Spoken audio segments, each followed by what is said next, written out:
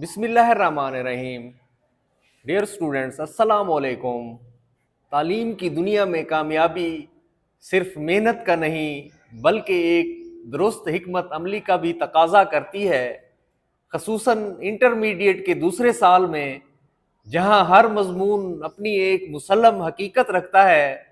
وہیں اردو ایک ایسا مضمون ہے جو آپ کی پوزیشن بنانے، ٹاپ پہ آپ کو لے آنے اور ایک ٹاپر کی حیثیت سے فیصلہ کن کردار ادا کر سکتا ہے. مگر سوال یہ ہے، کیا ہم اپنے وقت کو اس انداز سے ترتیب دیتے ہیں جو ہمیں کامیابی کی منزل تک پہنچا سکتا ہے؟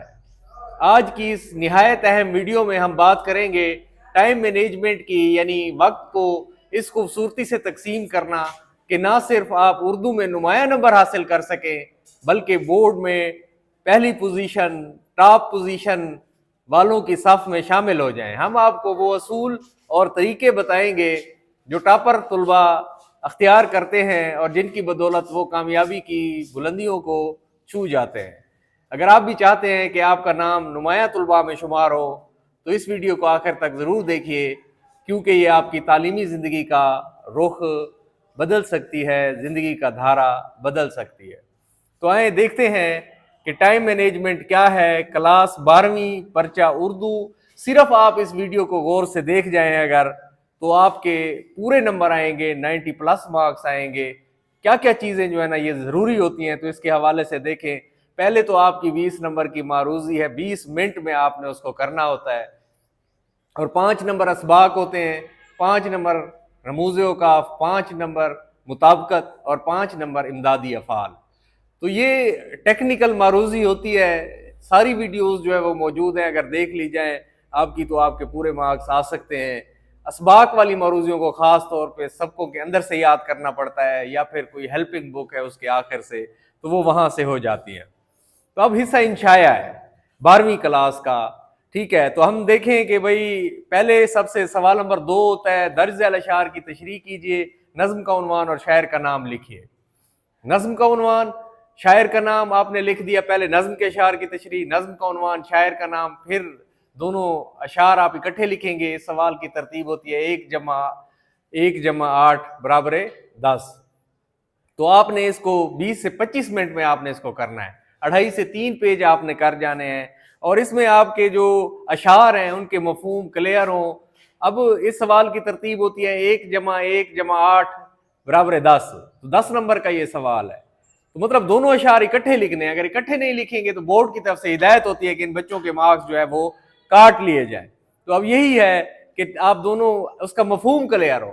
شروع میں 5-7 لائنوں کا آپ تعارف لکھ دیں گے، پھر اس کے بعد جو ہے نا پھر نظم کے تشریح طلب اشعار میں شاعر کہتے ہیں، اکٹھے سب کا مفہوم لکھ دیں گے. اگر پہلے شعر کا لکھنا ہے تو پہلے تشریح طلب شعر میں شاعر کہتے ہیں، دوسرے کا لکھنا ہے تو دوسرے تشریح طلب شعر میں شاعر کہتے ہیں.